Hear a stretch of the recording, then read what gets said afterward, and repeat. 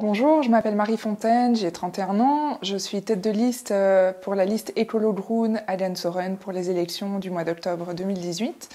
Je tire une liste qui est composée de citoyens de tout âge, de toutes origines, avec vraiment un projet de renouvellement des pratiques politiques Allianz Soren. Comment allez-vous contribuer ou améliorer à la représentation de la diversité dans la commune au niveau du pouvoir local?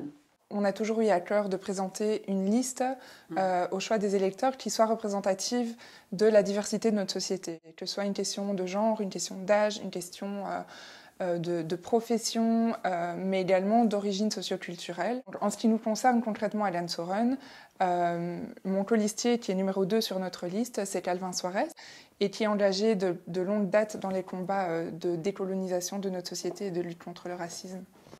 Pensez-vous donc que cette diversité culturelle puisse être une force ou bien un facteur essentiel au dynamisme de votre commune? Nous, on veut vraiment miser sur l'intergénérationnel pour créer des occasions de rencontres entre les différentes générations et miser sur les jeunes avec tous les bagages divers qu'ils ont.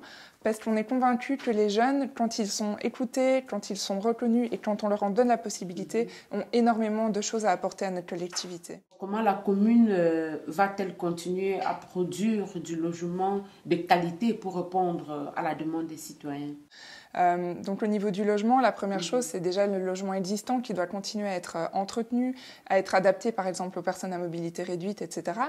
Mais il y a aussi une politique à avoir importante en matière de lutte contre les logements vides et de lutte contre les logements insalubres. Donc ça, c'est clairement une priorité pour nous. Quels sont les dispositifs que vous avez mis en place pour lutter contre? Au niveau des loyers abusifs, les outils dont on dispose au niveau communal sont relativement limités, mais dont je parlais des agences immobilières sociales.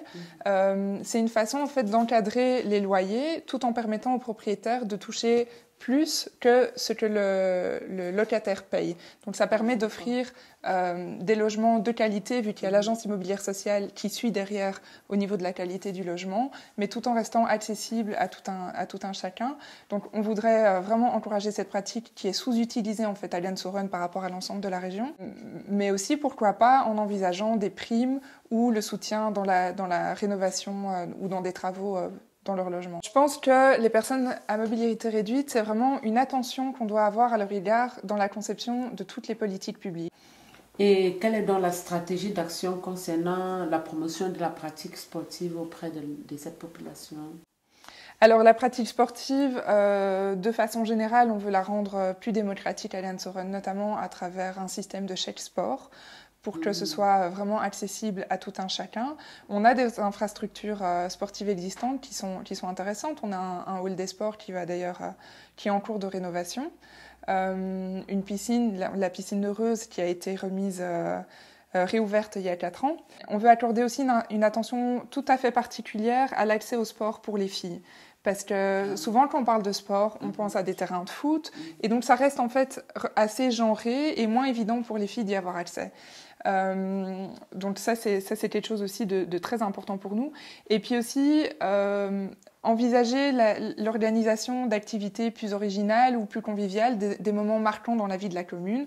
Par exemple, pourquoi pas avoir aussi à Allianz Soren nos 10 km, comme ça se fait dans beaucoup de communes, ou organiser des pluggings où on combine un jogging et le ramassage de déchets dans des espaces verts, par exemple. Si je dis dans Soren, ville désirable ou ville durable, quelles sont les dispositions mises en place pour effectivement conserver les espaces verts s'il en existe ou bien en créer certains?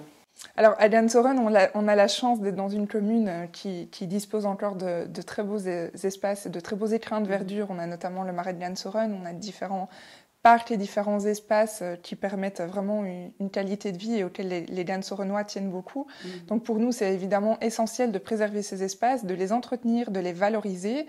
notamment à travers la réappropriation de certains espaces par les citoyens. Donc par exemple, on a dans le quartier des logements sociaux, le quartier des villas, toute une série de tours de logements au bas desquels il y a des espaces verts qui sont finalement très peu utilisés.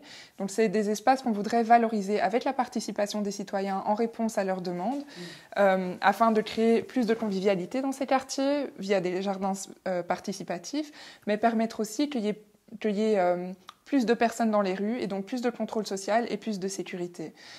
Ça, c'est une chose. On voudrait aussi encourager les citoyens à verduriser les rues, à verduriser les façades, par exemple en organisant des concours de façades fleuries ou en organisant au niveau de la commune un achat groupé de plantes à faire grimper le long des façades ou à accrocher au balcon. Et comment votre travail pourrait être le plus complémentaire possible avec les autres organisations, c'est-à-dire le CPAS, les maisons de quartier, en fait, toutes les organisations qui sont impliquées dans le développement de la commune de Gansoren? Alors ça, c'est une question qui est particulièrement pertinente pour la commune de Gansoren parce que malheureusement, jusqu'à maintenant, on a parfois le sentiment que la politique se fait plutôt en compétition, dans une logique de compétition entre les politiques eux-mêmes, entre les institutions, entre les différents acteurs. Et c'est quelque chose qui, pour nous, doit être changé d'urgence. Pour nous, la politique doit se faire avec et en collaboration. Il y a moyen de créer vraiment beaucoup de synergies avec les acteurs locaux, entre institutions, etc.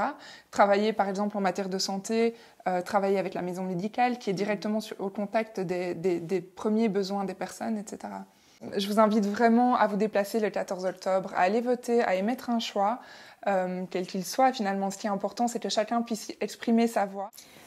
Mesdames, Messieurs, merci d'être restés sur BCity et merci d'avoir suivi notre émission.